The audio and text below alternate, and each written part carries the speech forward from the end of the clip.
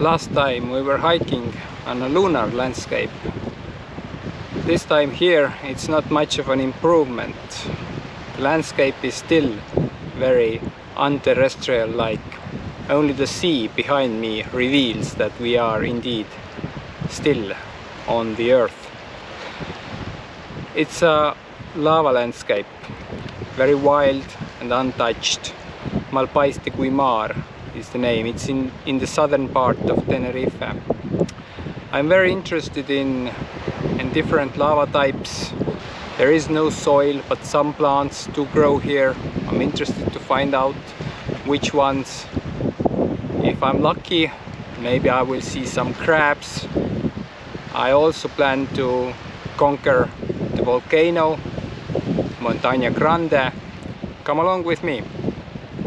Malpais de Güimar lava landscape is 10,000 years old. 10,000 years may seem like a very long time, but in geological timescale it's a mere blink of an eye. If we would compress the entire Tenerife geological history into one day, then 10,000 years would only represent the very last minute of the day.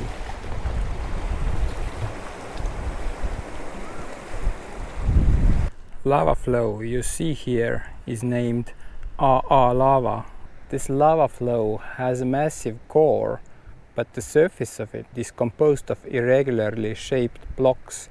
It makes it very difficult walking, and the name comes from the Hawaiian language, and it means that it is painful to walk barefoot on such lava flow. Malpais de Güimar translates as the badlands of Güimar, reflecting the fact that this irregularly shaped lava surface is not suitable for anything when it comes to human activity.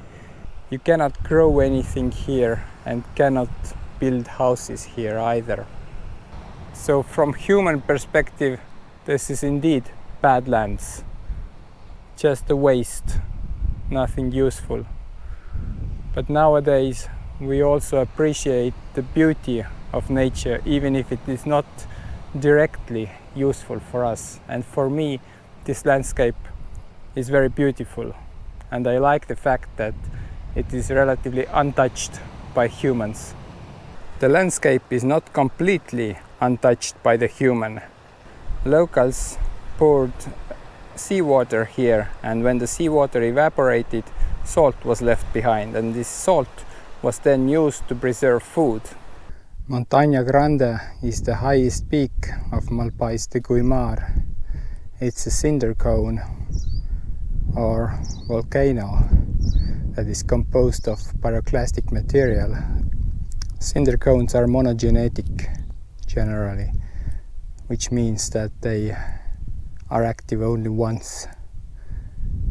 Once the volcanic activity ceases, it never erupts again from the same vent. That means that they are relatively small, not like huge stratovolcanoes like Teide, for example, which is composed of many different lava flows, and is built up over a very long time, tens of millions of years. Monogenetic volcanoes like cinder cones, they may be formed only within 1 year. Here is an example of a hole beneath the thin lava crust. The lava crust solidifies quickly, but the material beneath it is still fluid, and if it flew away, then void is left, and this void can fall in if someone, for example, steps on the thin lava crust and breaks it. Lava here is almost exclusively but sometimes we also see ropey pahoehoe lava. This one also comes from the Hawaiian language. The plastic and slowly moving interior drags the outer layer and pushes it into ropey structure. Pahoehoe lava type can transition into lava type if it gets broken by the molten flow from the interior, but the opposite is never true. Once the lava surface is broken, it will not, of course, form a smooth pahoehoe lava again. Our hike, of course, wouldn't be complete if we didn't conquer the mountain, Montaña Grande. I would also like to see what is on top of the volcano. If it is a typical cinder cone and it's not very old, only 10,000 years, then what we should see above it is a crater from which the pyroclastic material was thrown out.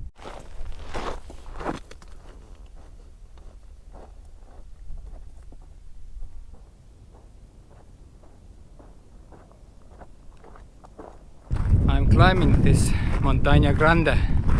It's 1st of January and yesterday Estonians have a bad habit of eating like pigs when there is some kind of a holiday like the year end, and unfortunately I'm no exception.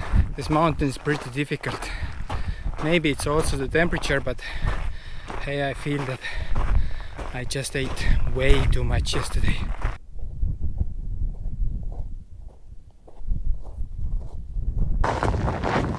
I'm almost up. Not much of an achievement, but 270 meters only, but hey, for the January 1st, have to be satisfied. I talked about the crater of the cinder cone when I was down, and here it really is. This circular hole is a crater. Smaller fragments are known as lapilli, but the large ones are volcanic bombs.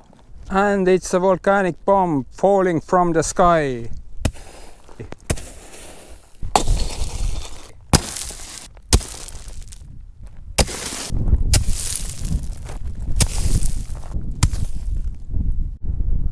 This one was not thrown out by the volcano.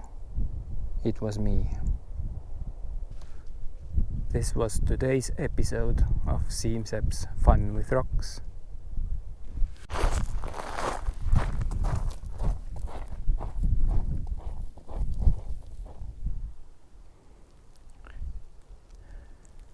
Cueva Honda is an interesting lava cave.